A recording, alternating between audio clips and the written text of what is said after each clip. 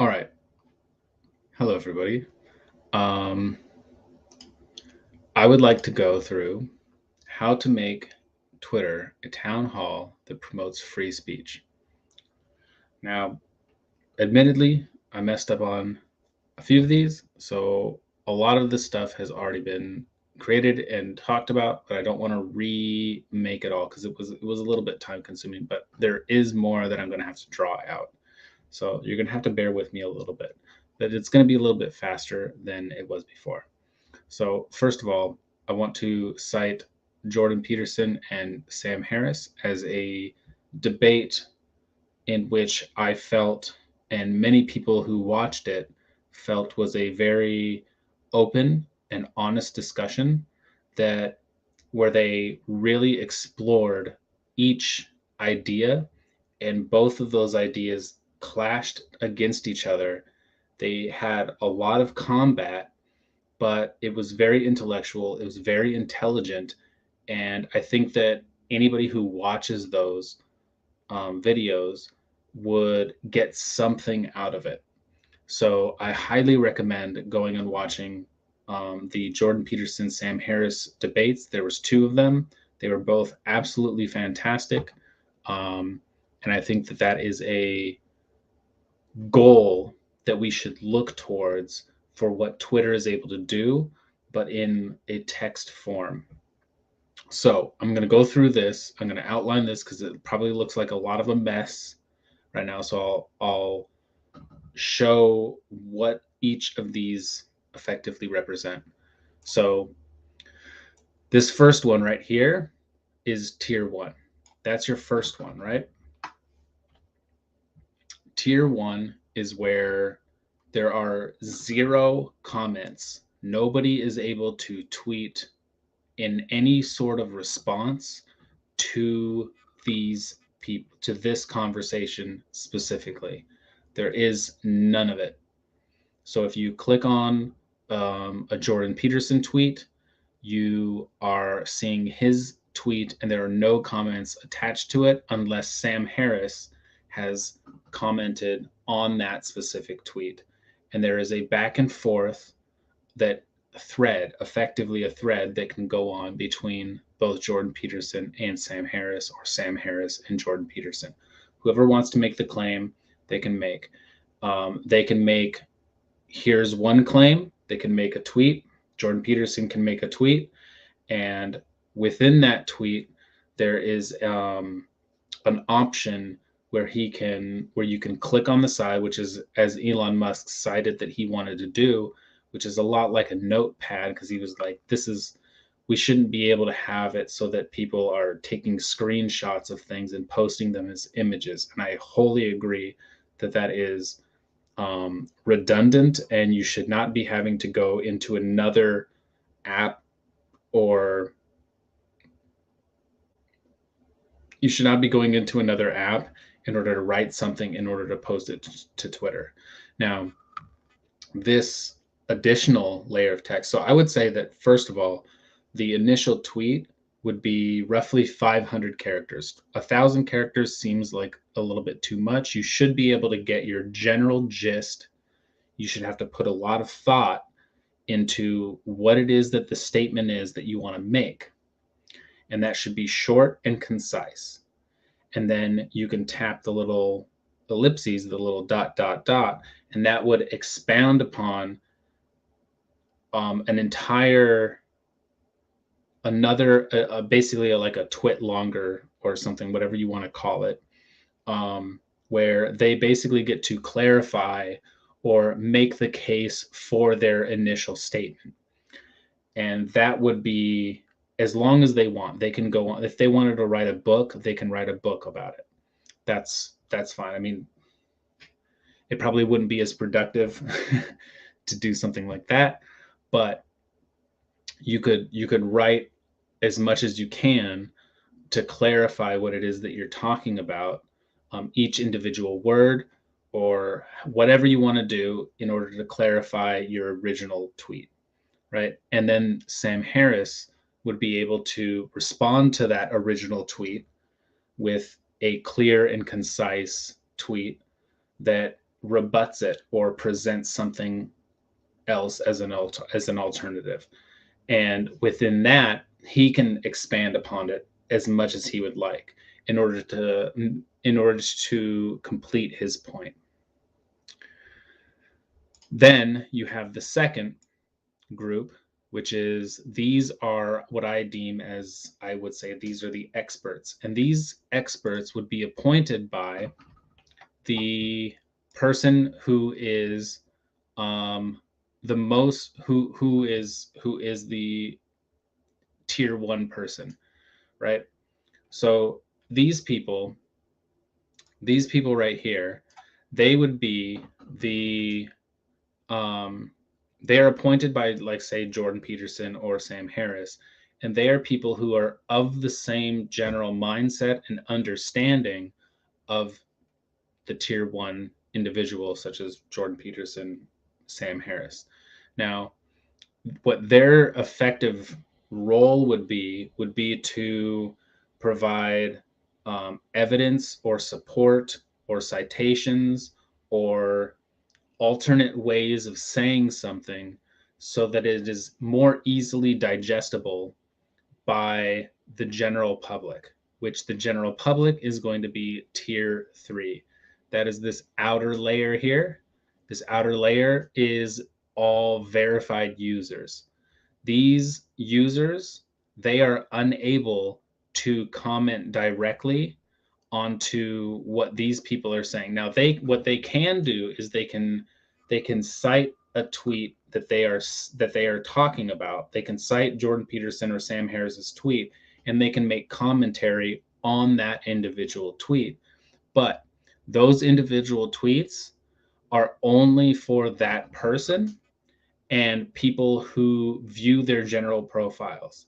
So if you are a follower, or if you are basically, if you're a follower or you follow that person, then these people are able to see what other people have to say about it. So that this person knows this person and this person and this person, all of these people get to see what this person had to say about what this person, one of these people, had to say, right? But we'll get into the search mechanics momentarily. The experts, they can also be reached and not commented on. People are not able to necessarily comment on what they have to say, but they are the next tier down, right? So the main conversation to listen to and pay attention to, and really to respect the conversation, is the tier 1. The tier 2 is really more or less the backup, the evidence, and it helps to provide credibility for each of the people within tier 1. That's their entire role, right? Tier 3 is the public, and the public is able to talk about whatever it is that they want, and however they want. It's a complete free for all. Now, these little dots out here, these people are basically the non-verified users. So all of the people in tier 3, they're the ones who are paying currently, I guess it's $8 a month for the Twitter Blue, or whatever they want to name it. This is the people who are able to be taken seriously. They are actual people. They are not bots. Chances are, unless somebody has a lot of money in order to create lots of bots monthly. But these people are actual people who are able to be heard, right? All of these little dots out here, this is basically spam. It's trolls. It's bots. It's people who are not signing up, right? So these are the people who are going to be filtered. So once you scroll down through, so say this person is saying something and this person follows this person, if you scroll down far enough, you'll run into these people these bots or these trolls, but for the most part, they're largely not seen as Elon Musk has kind of mentioned. Nobody goes to if you go to Google, if you search something on Google and you go to page 6 or 9 or 12 or 200, you're not really getting the results that you want. So you want the best results possible. These people are basically effectively really page 2, because nobody ever goes to page 2. I don't know the last time I've ever gone to page 2 in Google. These guys are page 2 through 200. That's who these people are. So they're largely ignorable. For the most part, you don't have to pay any real attention to them, because they don't really have anything real to offer. Now, within all of these people, they can have the conversation that they want, and that's perfectly fine, but they're not able to leave comments on tier 1 or tier 2, though they can access these people's tweets and they can react to them, they can respond, but there's no dialogue.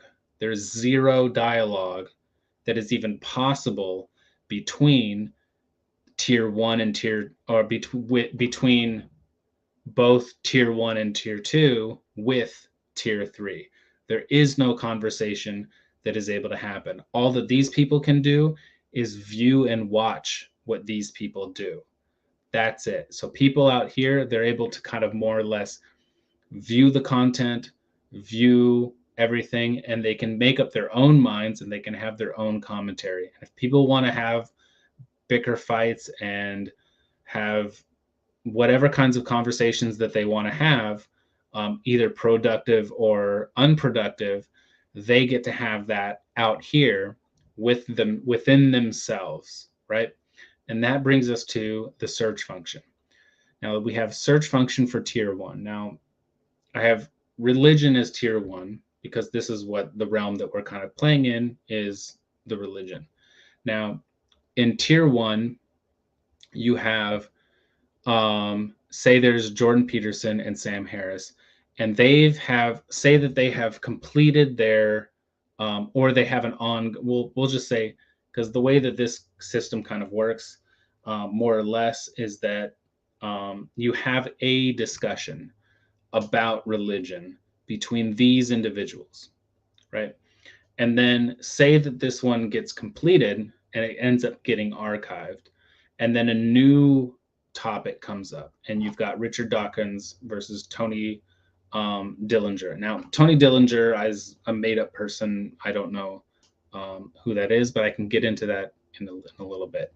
So when you go to search and you want to search for religion, and this can be any topic that has been discussed, then you'll get these primary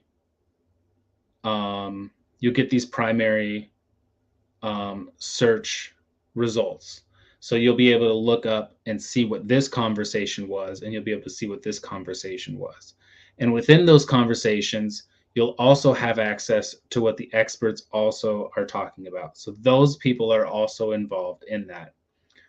And that's then you have also search function tier 2, which is the experts.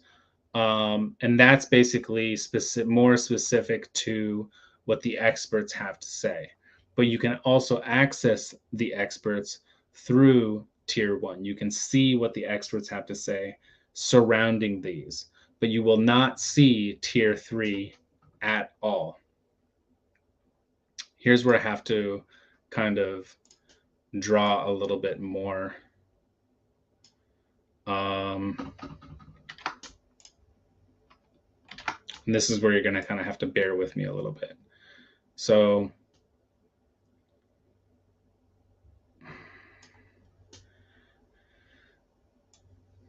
okay. Oh, I've already got tier 3. So tier 2, you know what maybe I should do is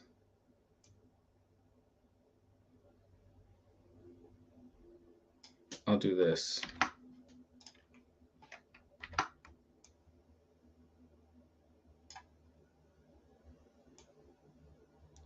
Let's shrink you down. I'm sorry that this is as ugly as it is. So tier 2, you're gonna get this, and you're also gonna get the experts as well. Tier 3 is the followers, is the follow and followers. I apologize that I have to do this. Let's do this so that I can make it longer. Okay. Follow and followers. Now, the follow and followers, what they're able to do is basically when you search a follow, when you follow somebody or you have a follower, and you do a search within them. So what you would do is effectively click on a profile. I don't think I need to necessarily draw out a diagram for this, but you would search within one of your friends or your followers or who you follow. You can search, say, religion, and that is the general topic, and then you get to see what their responses are within that topic. Now you're just getting their responses, so it's very limited to who it is that you're engaged with. So when you're dealing with, if you're with this person, if this is you, or we'll say if this is you, and you have these 3 followers, if one of these people follows you, then you search and you say, hey, I want to see what this person has to say, because you're on their profile. Boom, you get to see what it is. And maybe even you can say, hey, here's an entirely separate search engine. Now, this is just a quick pitch. This is a search engine for specifically all of the people who you follow and are also following you. You can search religion, and you'll see everything, all of the comments that everybody is talking about regarding all of this. But none of this stuff shows up in these search engines, using these search functions. If you were to search this, you're not going to see any of these people's comments on it, because what we need to do is separate what the actual conversation, what the actual conversation is, from what people are taking. Because what we don't want is, say Sam Harris makes a tweet, he has something that goes on, you click on that tweet, and then all of a sudden here's everybody else's opinions that are on it, right? And tier 1 topics would be featured. They would be featured, and I'll get into that in a moment. So actually I could probably get into that now. The way I kind of see that, let's see. So this is, how do I want to name this? Featured. I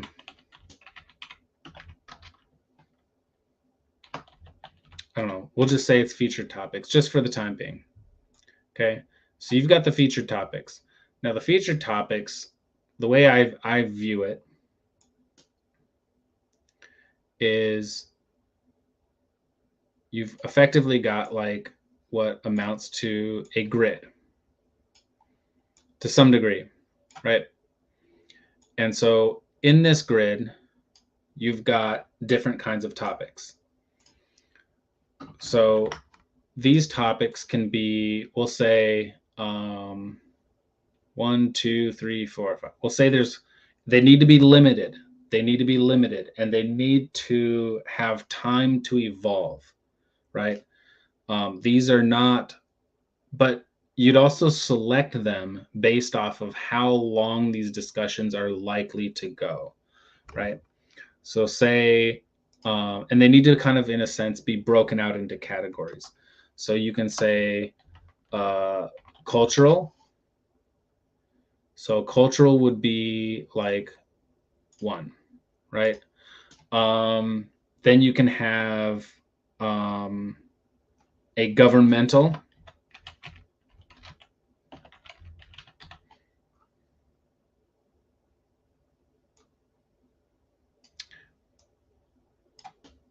let's reduce your size so that you can fit. You can have a governmental, which is basically what you think about. So governmental would be something along the lines of, you could say, capitalism,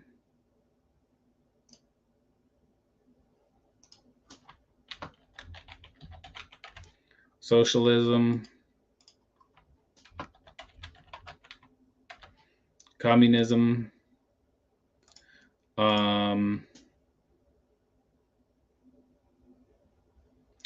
whatever else you want to put in there, right? Cultural could be, that could be religion.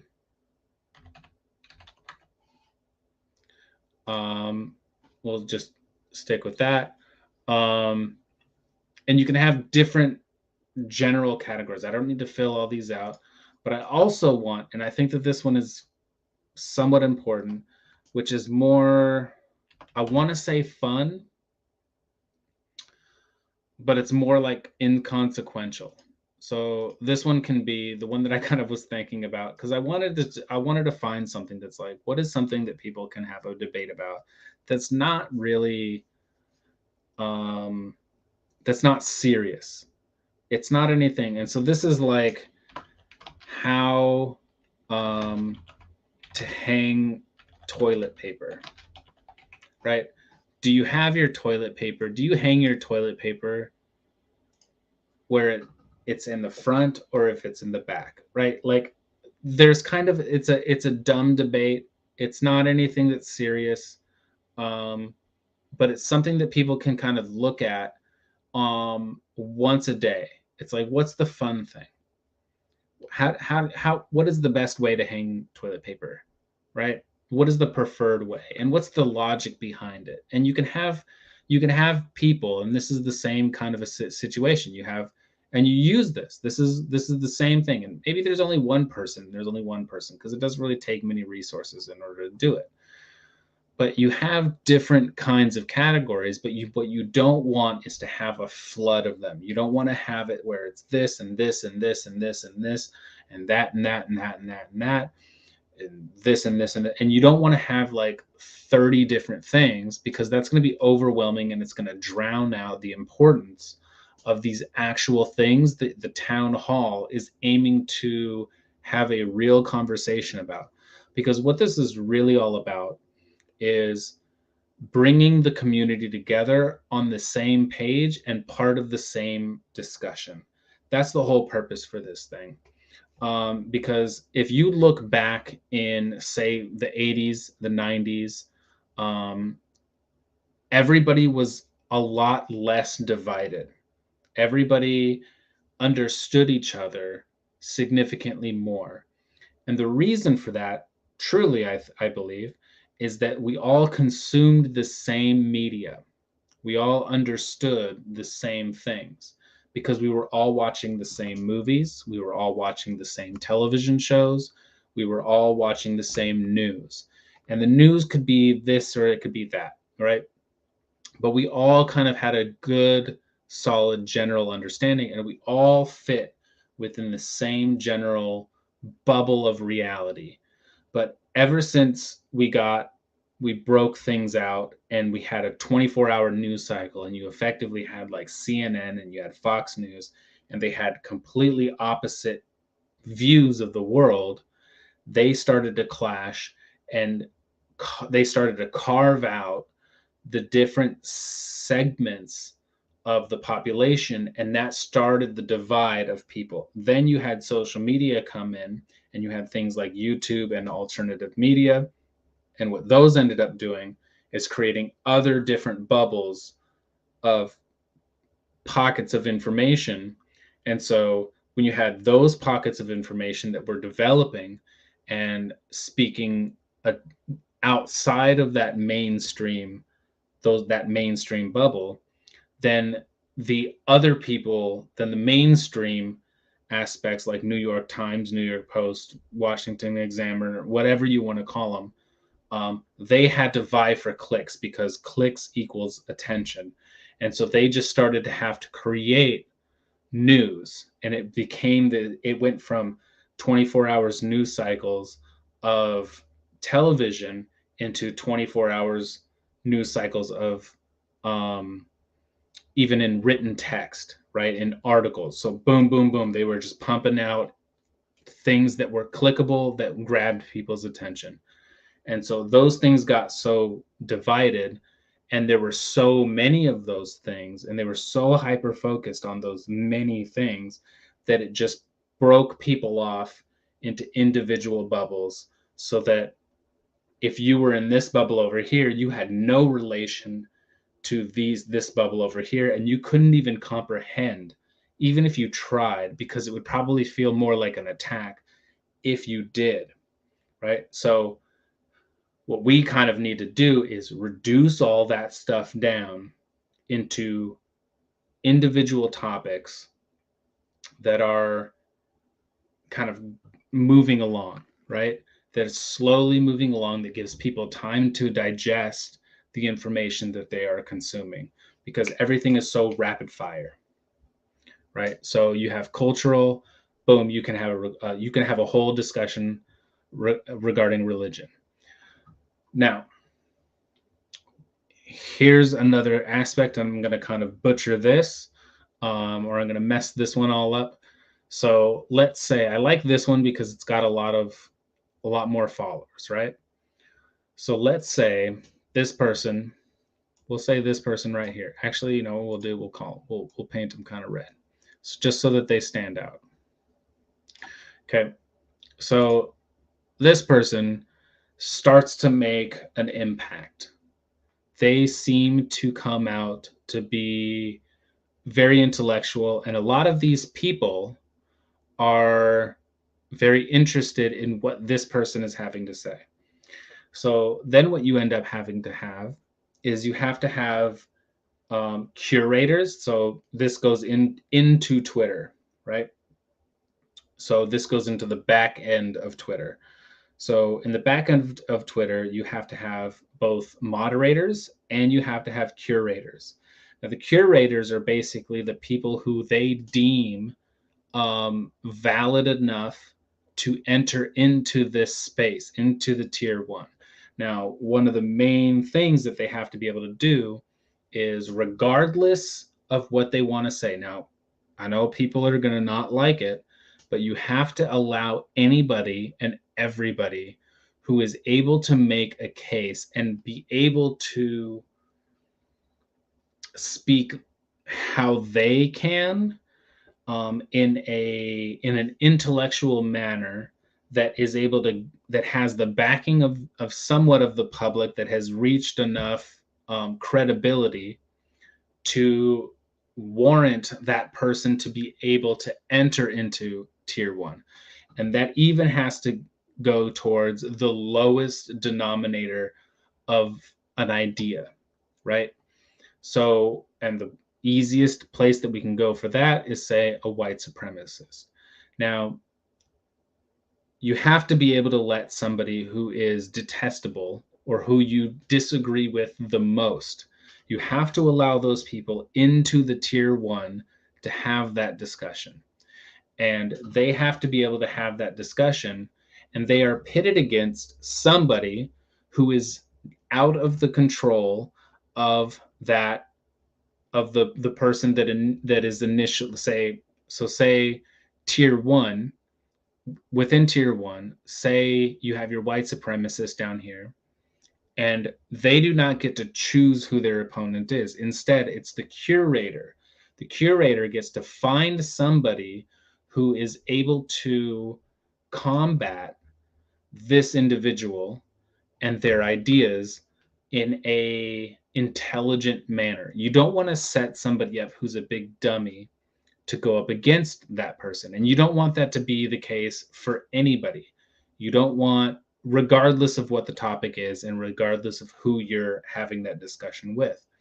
So you would have, this person would be the white supremacist, not saying that Sam Harris is a white supremacist at all. I'm just using this as a slot.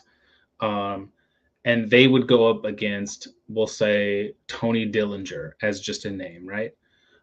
So these people would be going up against each other. right? And the general concept and the idea that you would be promoting and pushing forward is that you are allowing these people to have the conversation on their own and dig in as much as they can, feasibly dig in to whatever topic it is that they're having, in order for each of them to be able to hang themselves. That's the general goal. You want people to have their ideas run dry. And then at the conclusion of it, even through their resources, even through their experts, the general public is able to somewhat come to a conclusion or what is the word?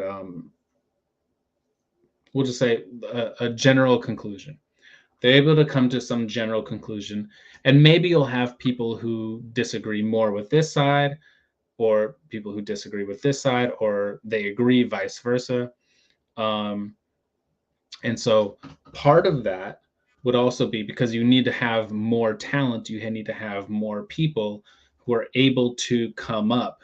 You need to have that ability. Now, that ability comes from these individual people who are able to speak and talk about a topic. So say this person, they have a bunch of followers. And what we can say is like this person, they get to follow these people and this person and this person and this person and this person, these people, right? They get, so all of these individuals, or all, we can even say that these are groups of friends, right? Groups of followers. And all of these people end up following this guy. And this guy starts to make a really compelling case for religion. Say that this guy is Islamic, right? So these guys are Christians. So you've got a Christian, you've got an atheist, but this guy's a Muslim. And so he's like, hey, you know what? I have something to say about this conversation. Now, once this conversation has concluded, you can create another conversation. And within that conversation, you then insert you can then insert the, we'll say the Muslim guy. I don't know any particular Muslim guy necessarily by name, but say this is the Muslim guy. So this guy gets to can then be a part of the conversation with Jordan Peterson and Sam Harris, and now you've increased the room. Now the previous one has already concluded, and that has been archived, right? And then this person, what they're able to do is they're then able to have their experts, right? Now they have their experts. So it then increases the conversation. And then once this conversation concludes, once this has been run dry and there's nothing more for these people to talk about, because they've gone through everything that they can, then this conversation gets archived, right? And this conversation would get archived with the experts' opinion, with the experts as well, but it would be um, somewhat detached. It would be somewhat detached. So if you wanted to just see specifically their information, you could do that. And then you can also see what these experts individually had to say. Okay.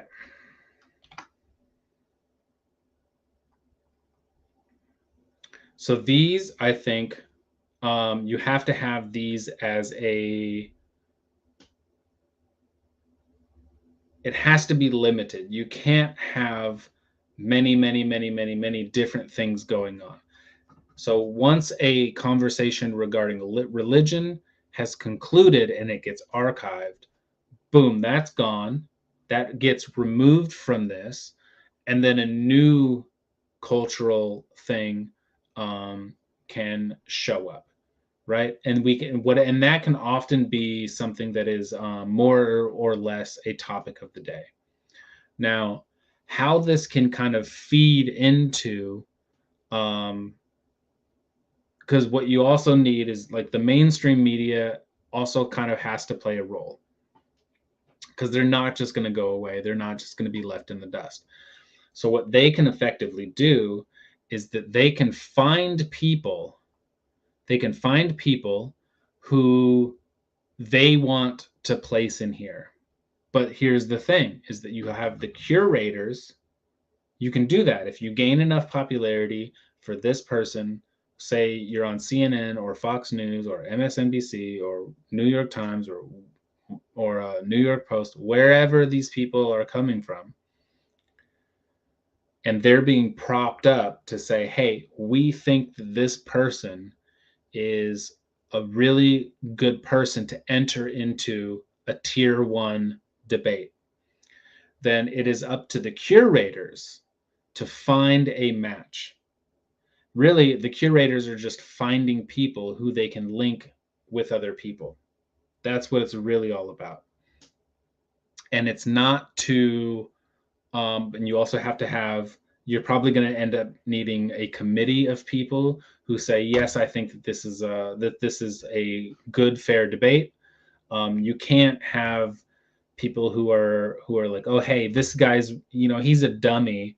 He's not very intelligent. He's not very smart. He's full of logical fallacies. So we're going to pit him against a white supremacist. You don't want to do that, right? You want to have two sides who are equally intellectually matched to some degree. You wouldn't want to have you also wouldn't want to have a white supremacist person who is unable to even make their own case, go up against somebody who is very intelligent, right? Who can just completely crush that person. You want to try to find as evenly matched kind of people. I mean, you don't want to put a dummy guy who's in opposition of white supremacists versus a dummy guy who is pro white supremacist. Like, you don't want to have that kind of situation either, which is why you have the curators. Also, within this conversation here, within the tier 1, and presumably the tier 2 as well, you would also have to have moderation. So the moderation, and along with the moderation, you would have to have what I would deem like a health bar. The health bar would effectively say,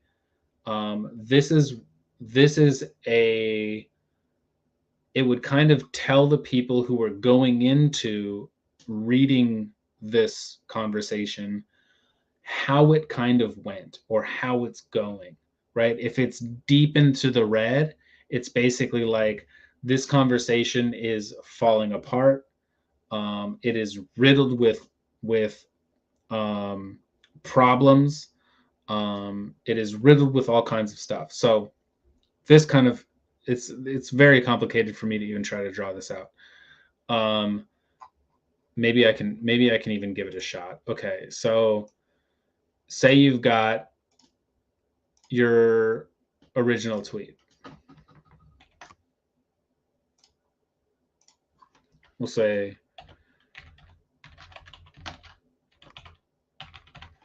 this is the original tweet, right? We'll just go with me on it here, okay? This is the original tweet. Now, within the original tweet, you've got the ...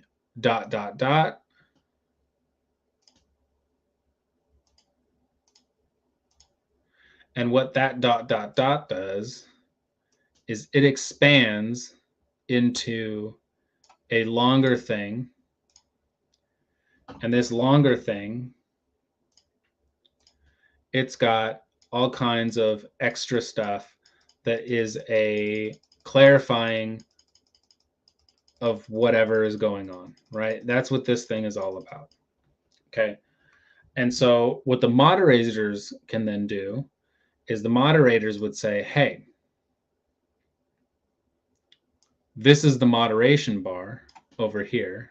We'll say that it's orange or whatever. It doesn't have to be orange, but in here, there would be an additional dot dot dot, and let's expand this.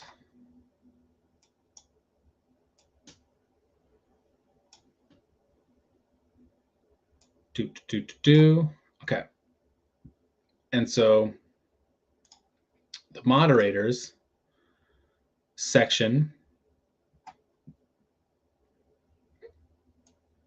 would say, hey, it can say, this section right here is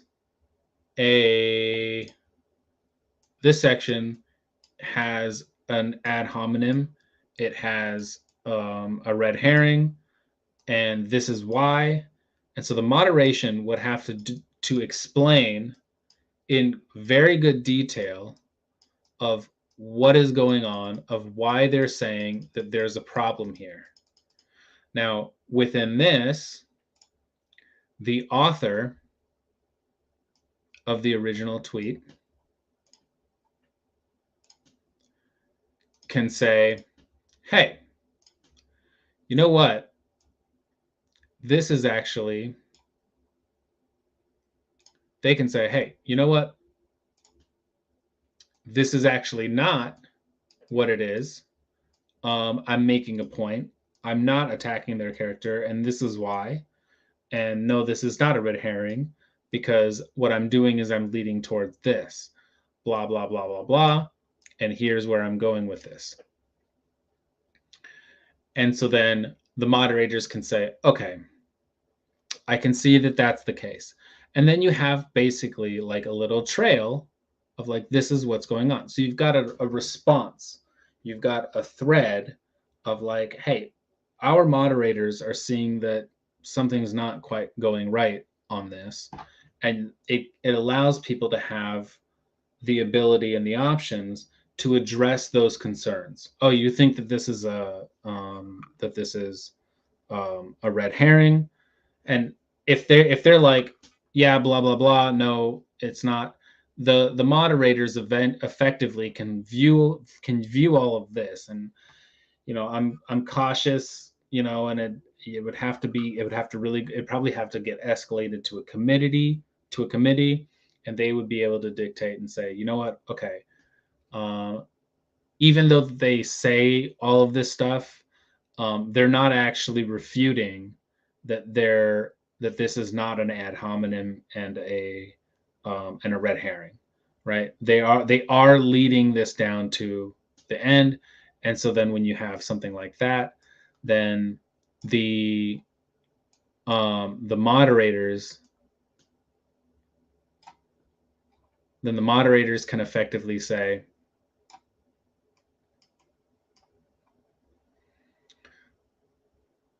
did I just give myself more room? Okay. Then the moderators can basically come back and say,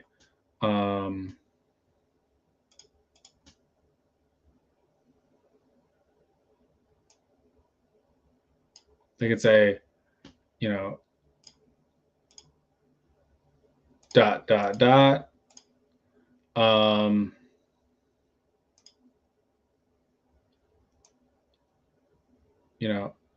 Our moderation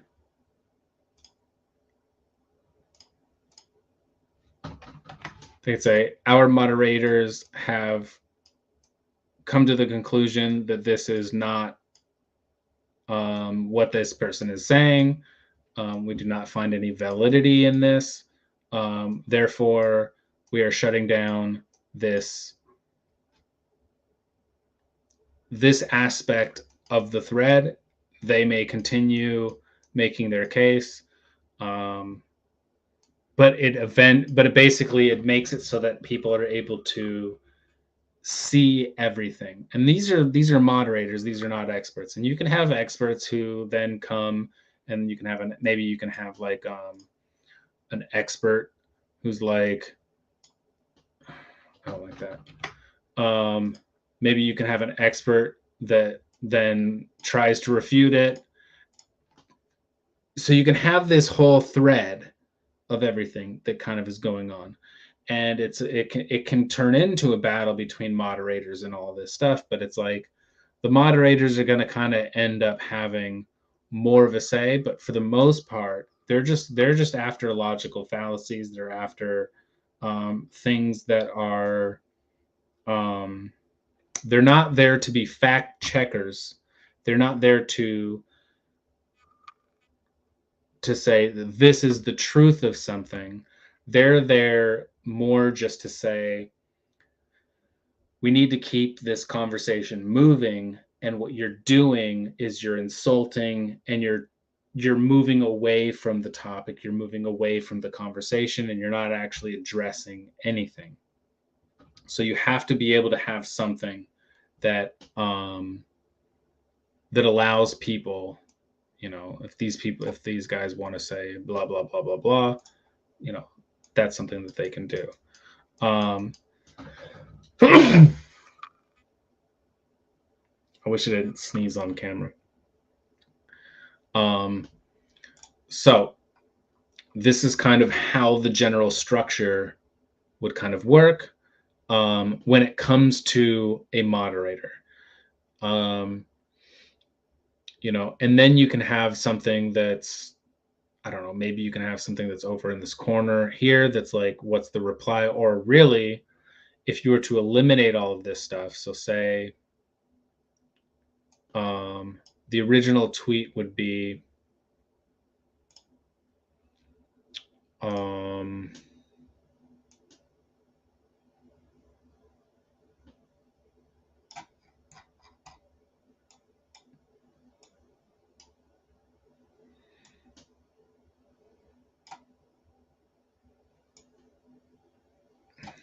because I have to expand it more. So say you've got your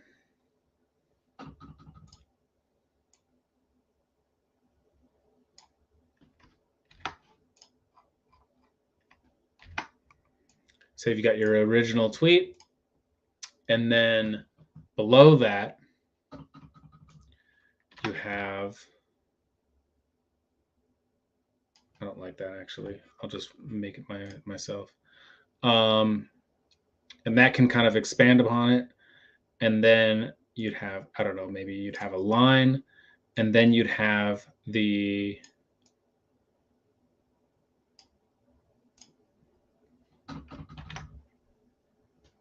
response.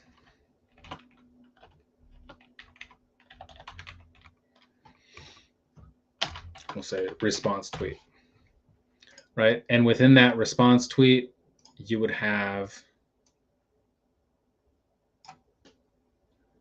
they would also have the ability and the option to expand upon whatever they want. And so this can kind of happen, this process can happen within the original tweet, and it can also happen within the response tweet. So, but for the most part, you would aim to not have moderation. Moderation would come in more serious kind of instances, such as ad hominems and logical fallacies. Basically, logical fallacies. If there are logical fallacies that show up that are wholly detracting from or forming the conversation into something that is not a productive. Now that's not like, hey, we've got a difference of opinion. Like, if when you look at, and once again, this is why I like to cite the Jordan Peterson and Sam Harris, because they did not really use so many, that maybe there were some logical fallacies and that were kind of going on, but they weren't to a degree where you had to have intense, heavy, you didn't have to break them apart and say, hey, you're being dishonest. You want to avoid, you want to do what you can to prevent the conversation from falling into a dishonest territory. That's the entire aspect. So I think for the most part, as far as I want to go, I think that this is a really good overview, generalized process of how I think that you can make Twitter a town hall that actually promotes free speech. So I think I want to just leave it there. If you end up watching this or watching the whole thing, I appreciate your time. And I hope you consider, I don't want to do like, I hope you consider follow and subscribe and blah, blah, blah. But I hope that you got something out of this. I hope that you feel that this is an interesting concept at least. If you have any thoughts or things that maybe you find might make this process difficult, or there's something wrong with it, I would love to hear about it. That kind of stuff is very interesting to me. So thank you very much for your time. I appreciate it, and take care.